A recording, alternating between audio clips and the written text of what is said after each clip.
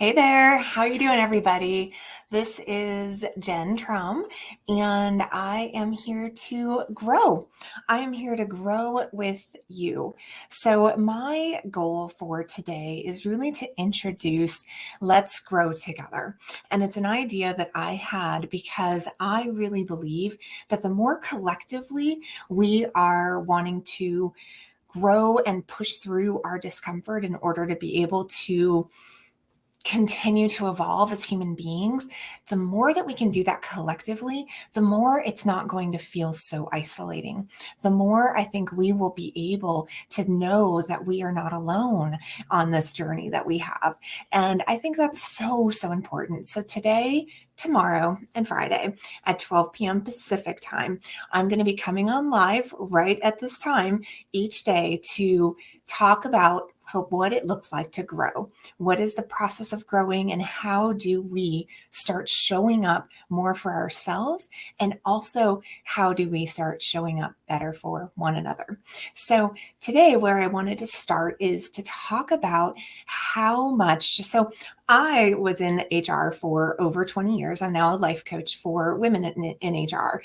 But when I was in HR for so many years, I can't even tell you how many times I came to work or I was at work and I had to put on a brave and happy face, even though I was 100 miles away from happy at the time, because it's part of the job, right? Part of HR is we need to be a representative. We need to show up regardless of how we're really feeling in our lives and be able to be that representative, to be an ambassador for the organization and be an ambassador for the employees of the organization.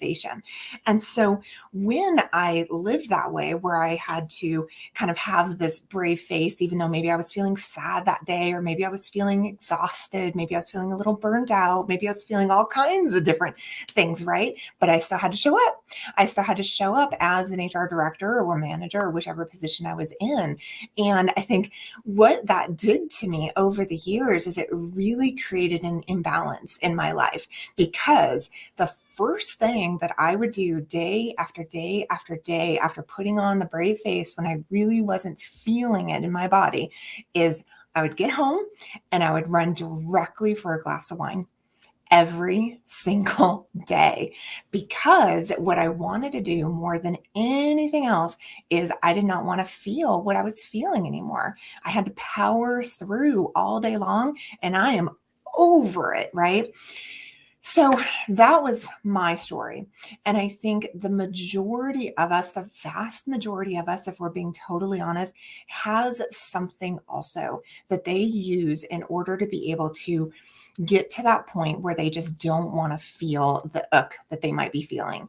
It could be alcohol, it could be food, it could be social media, it could be just TV, it could be porn, it could be shopping, it could be so many different things, but we pretty much all have it. And so that's really what today's session and the subsequent sessions over the next couple of days are going to be about. What is that all about? Let's start talking about it and be honest with how we function in our lives and how we can start learning more about ourselves, learning more about our brains and how our minds work, and why, this kind of up and down that we feel each and every day is a part of life. It's a part of what it means to be a human being. And we'll learn tools to be able to be more proactive when it comes to how you want to live your own life. So then that way you can start pushing through all of it and recognize that high days, low days, mid days, it's all just a part of the ride. It's all just a part of the yin and yang of being a human being.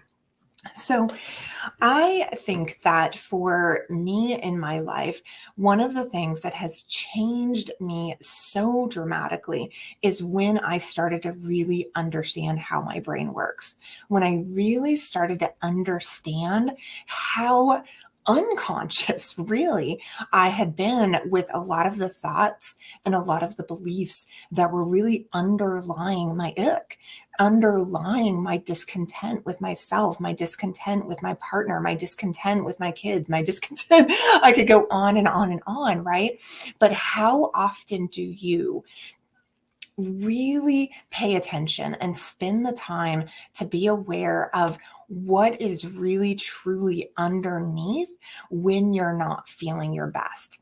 Because I think that is the core, it's the key, it's like the magic ingredient to really learning about how you can start recognizing those thoughts and beliefs that are causing you suffering. And so what we're going to do is just talk a little bit today about what that's like. Unfortunately, I don't have access to the comments. I do my lives through StreamYard. So if you do have any comments, if you have any questions at all when you're watching today's presentation, please put them in the comment section. I'm going to be going back and checking them today, and then I will bring them with me tomorrow for any questions you have just about yourself, about your suffering, your struggles, where it is that you find yourself stuck. And we can work through this together. We can talk through it together and feel as though by the end of the session on Friday, we really feel like we've scratched the surface. We really feel like we're starting to understand that our brains, our emotional ups and downs is really not a problem. And the more that we make it a problem, the more that we create stories that having a sad day or getting angry about something is a problem, the more I think it perpetuates. Because I think for so many of us, anger is a really good one for me. That's something that I grew up as not a very happy teenager. I had a lot of anger inside of me, and it's taken many, many, many years to really be able to uncover the root behind that anger.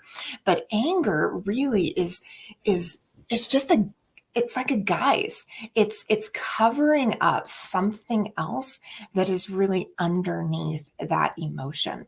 And so starting to really be aware of that and understand what it is and why it's there and what it might be trying to tell you is truly, I think, one of the biggest superpowers that you can have in your life, because then you can start really questioning it.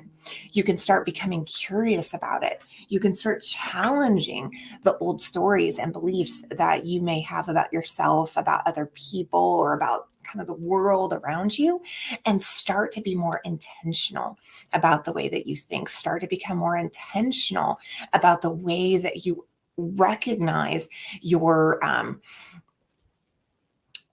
emotions. And so I want to share my screen real quick, and I want to show you something that's called a thought model. If you've worked with me in the past, if you've been on any of my webinars in the past, you may have seen this before, but I like showing it just about every time I come on, because I think that really understanding this model took me about 6 months. And that was after listening to the podcast that is called Life Coach School. And so you don't have to be a life coach. You don't have to be trying to get a life coach certification to listen to this podcast. It's really a podcast about how can we better understand ourselves in order to be able to show up as our best selves. And I highly recommend it. So let me share my screen real quick and get this up and going. Share screen. Okay. I got this. I got this. I got this. Okay, so this is called a thought model. And basically, what it says is when something happens in our life, when we have an event or a circumstance happen in our life, that is what then triggers a thought.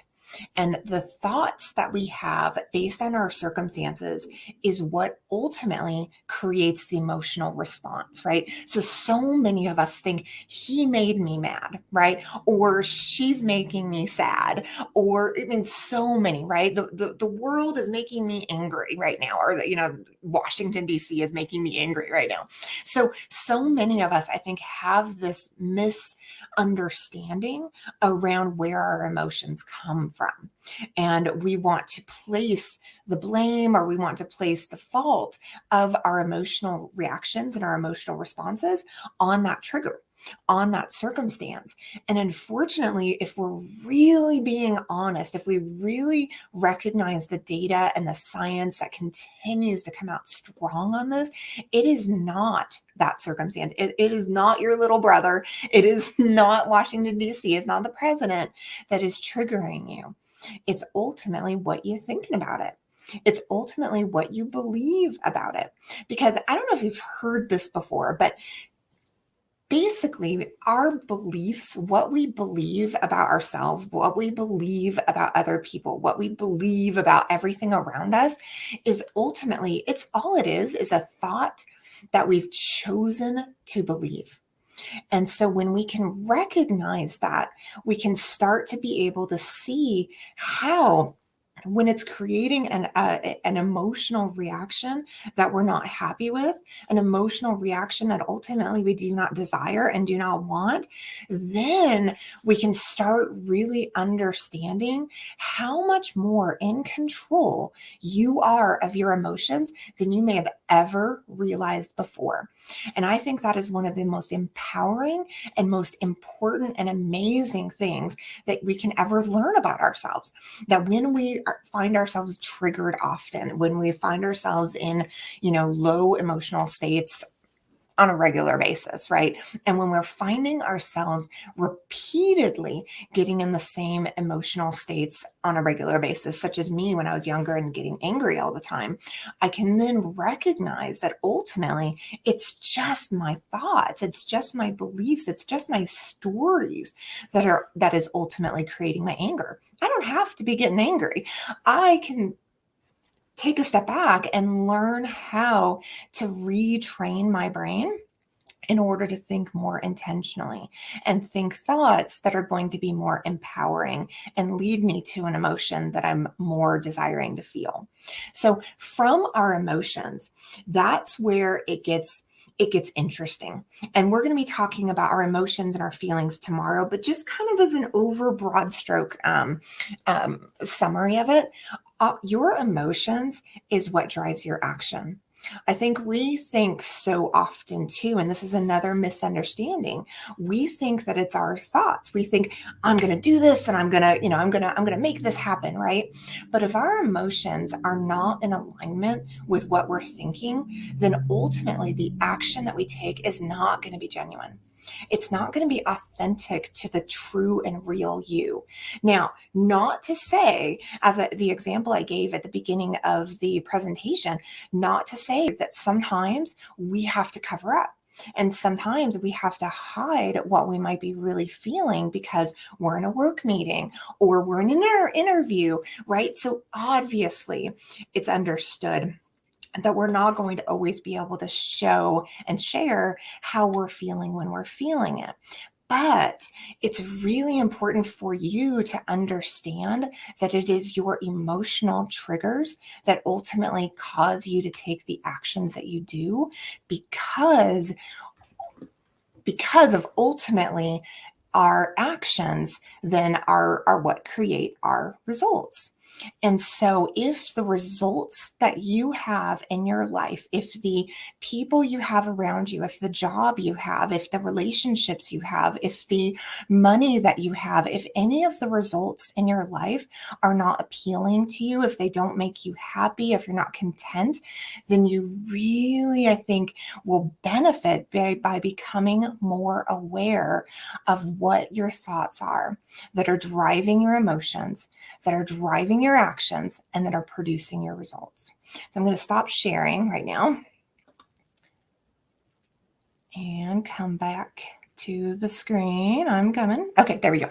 So I think when we're not really aware of that, and so many of us are not. So if this is something that you're listening to this going, I feel like this is the first time I've ever heard this before.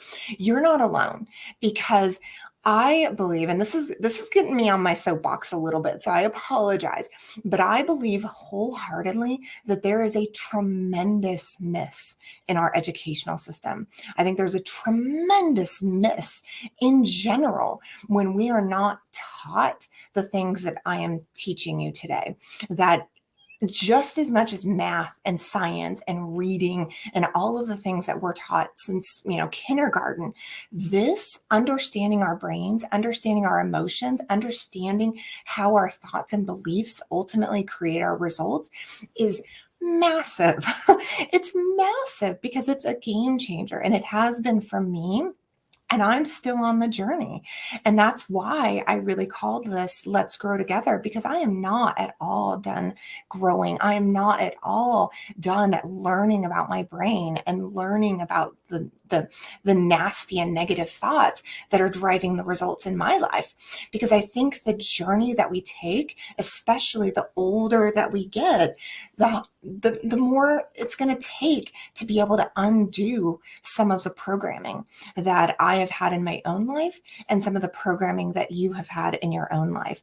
So when you start down this journey, when you set out to want to grow, when you want to evolve as a person, I think one of the very first things that you need to do and that I've needed to do is recognize that it's going to be bumpy, to recognize that it's not going to be a straight and easy path.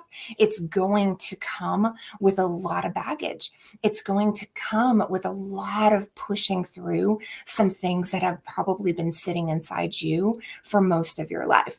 I mean, here I am. I just turned 48 years old, and I am just now getting to the root of some really dark and deep emotions within my life.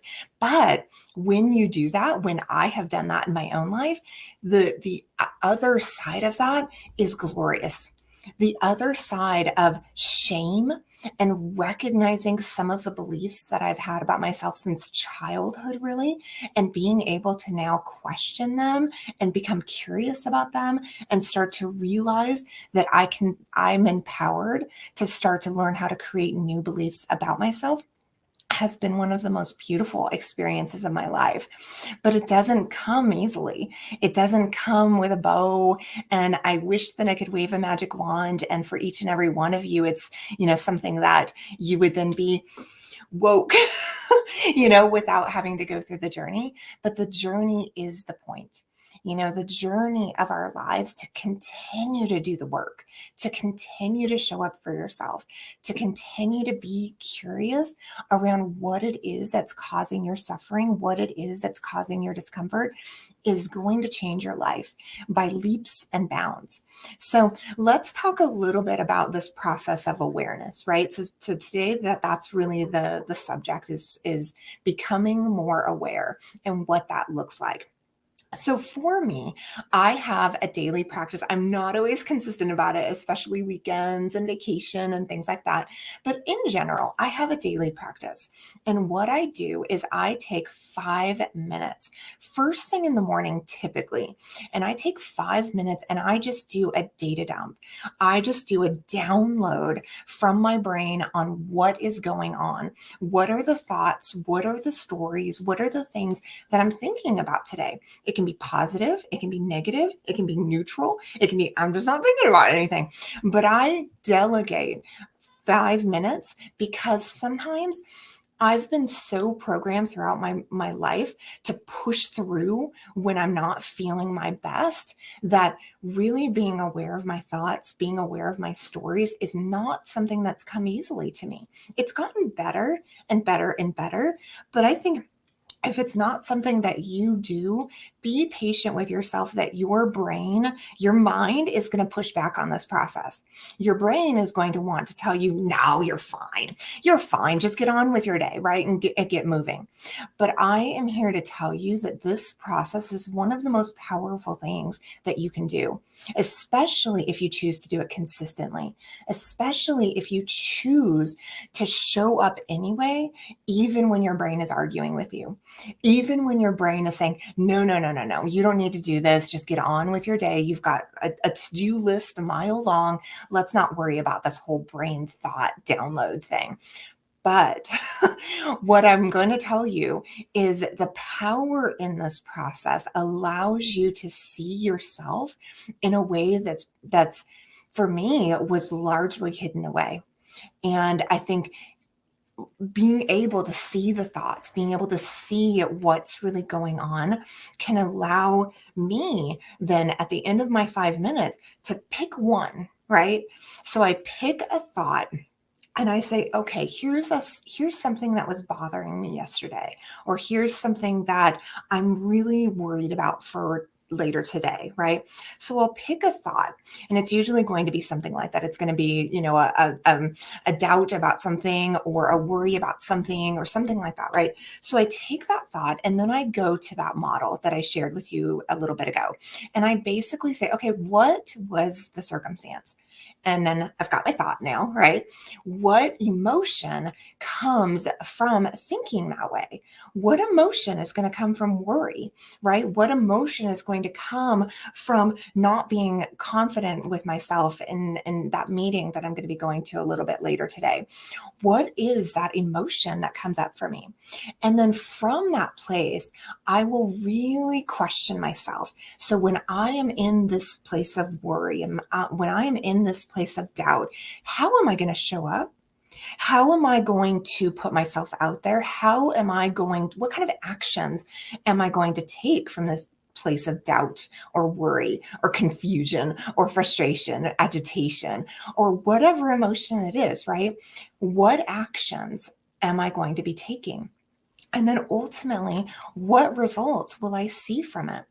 And this process is so incredibly powerful because you then can see for yourself that direct correlation between your ultimate results in your life and the ultimate outcomes in your life and the thought that drove it from the very beginning. And when you can do that, you can then be able to take that step back, like I said a little bit ago, and say, well, wait a second. Do I really want to be thinking this way? Is this serving me? Is it serving others that I want to show up for? Is this really the emotion that I want to be driving the actions that I'm going to be taking today? No, probably not. And so having that awareness, coming to that awareness is an understanding about yourself that I think can open and unlock doors for you because it allows you to see your brain in a completely different way. So, I want to switch gears a little bit. And the last thing I want to talk about today is your brain. Let's talk about your brain for just a second. So, I am going to just real quick bear with me. I apologize. I thought that I had this up and I do not. So, I'm going to take 1 second and pull this up.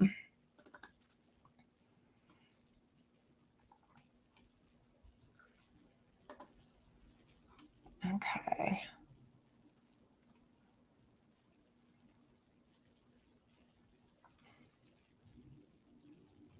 Oh my gosh. Okay. Never mind. Never mind. I can't seem to find out. I'm going to pull it up for tomorrow, though. So hopefully you can come back to tomorrow's session. It's at 12 p.m. Pacific time, right here, same channel. So basically, the basic idea is everyone has a human brain, right? And our human brains are motivated really primarily by just three things. Your brain is motivated to seek pleasure, so to seek comfort, to seek relationships, to seek, whatever it is that's going to make it happy. Your brain is going to avoid pain, right? Which makes sense, especially when you think of the primitive human being. They do not want to die today. That would be great. And then third, your brain is going to want to do both of those two things. So to seek pleasure and avoid pain as easily and with as little energy as possible. And that piece of information right there, that is your brain's natural inclination, I think is a game changer when it comes to how we live our lives. Because knowing that your brain is going to seek to push back on anything that does not provide it pleasure or avoid pain and discomfort is so incredibly important when it comes to growing, so incredibly important when it comes to evolving, so incredibly important to our journey towards becoming the best version of ourselves. because growing and evolving and developing as people is not going to come comfortably. It's not going to come easily. It's going to be a challenge. It's going to be uncomfortable for us so much of the time. So now you can start to understand that, of course, your brain talks you out of doing the uncomfortable things that are required when it comes to growing. Of course, that's the case, right? But by understanding that, you can start to become smarter than your brain, right? Because I know you are, and I am, and every one of us are. But when your brain naturally is going to want to push back on growth, when your brain is naturally going to want to push back on evolving, you have to rise above it. You have to catch it and become aware of it, so then you can push through it and say, brain, I understand why you're doing what you're doing. I know that you're a primitive brain and you're still trying to keep yourself safe and comfortable in the caveman ages, because that's what primitive brains do. But this is 2022. So I'm sorry. Bye. Right? Like, when you can do that, you can then shift and become so much more empowered to be able to recognize that that is normal, that you are normal, that your brain pushing back on you when it comes to going in a different direction or doing something different in your lives is normal. But I think for so many of us, this is a really tough concept to understand, because we all went through pretty much all of our lives up until like 20, 25, depending on whether or not you went to college. We went through our lives where it was change after change after change after change, right? We first learned how to walk, and then we learned to ride a bike, and then we went to kindergarten, and then we went to middle school, and then we had a first date, and right? So you see that was a part of what life was all about when we were younger in our lives. Then we get to a point in our lives where change starts to slow down. We start to become more comfortable. We start to be able to go into our comfort zones, and then change becomes harder and harder and harder. And unfortunately, I wish that I could say that wasn't the case, but that is the human experience. The human experience is that changing as we get older and older becomes more and more difficult, because we've almost forgotten what it means. We've forgotten that that's a part of what life is like. That's a part of what living is like. But when we're younger, that's just a part of it. We're just going, we're just going for it, right? So that's again why it's so important to start questioning yourself and start questioning the thoughts, beliefs, and stories that you have about yourself and where you're at and why you might be confident, right? You might be totally confident and say, oh, no, I can't change. That's going to be too much work. It's going to take up too much time. It's going to be, right? There's a whole list of things I'm sure that you have for yourself about why you can't change right now, right? But recognize that, one, that's normal. And two, is that really the story that you want to be telling about yourself? Is that really the story that you want to continue to have for yourself? Because I know for me, the more that I understand my brain, the more that I understand that this is all a part of what living is like, the more that I want to challenge myself to continue to grow. And that's really, I think, what this community is. That's really why I've created a community of other women. If you're not a woman in human resources, welcome. But my community that I have, HR in the Middle, was really created as a community for women in HR, as a way to recognize that you're not alone. I'm not alone. None of us are alone. We actually are in this experience. We are on this joyride together, my friends. And the more that we can bond with one another, the more that we can connect with one another, the more that we can recognize that going on this journey as a collective with others who are also going on this journey, it is so empowering. it makes a big difference, I think, because then you know that your failures are also my failures. Your mistakes and your missteps are also my mistakes and missteps. We are all in this together. So I want to encourage you to really start to question, start to challenge, start to become more curious about your thoughts, about your beliefs, and about your stories. And start writing them down, because when you write them down, you're really going to have a whole new way of being able to see your life, where you're at, and where you really want to be at in your life. So with that, I'm going to go ahead and wrap up. We've got 30 minutes in. Yay. So join me tomorrow. I hope you can make it. If you're not able to make it, all of these are going to be recorded. And tomorrow we are going to be talking more deeply about our feelings and our emotions, and how our feelings and emotions are they're okay. They're not a problem, no matter how deep and dark they might be. Because like I said, I just felt some hard ass shame the other day. And it's not a fun emotion, but it also allows me to see so much more about myself. And so feeling these emotions, truly feeling them in our body, is something that will allow you to become so much more of the person that you most want to be. So final thing, I would love the opportunity, if you're interested, to grab just 15 minutes of your time. I would love to do just a one-on-one connect with you, talk a little bit about myself, what I do as a life coach, and what I offer as a life coach. And then I'd love to get to know you a little bit, just like as a meet and greet. So only for 15 minutes. So if you are interested, send me a direct message if you haven't already heard from me, because I've been on a spree getting out messages lately, wanting to connect with different people and wanting to be able to make those connections. So if you're interested, send me a message or respond to the message that you received from me. And with that, thank you so much for joining. I hope you have an amazing rest of your day. Bye now.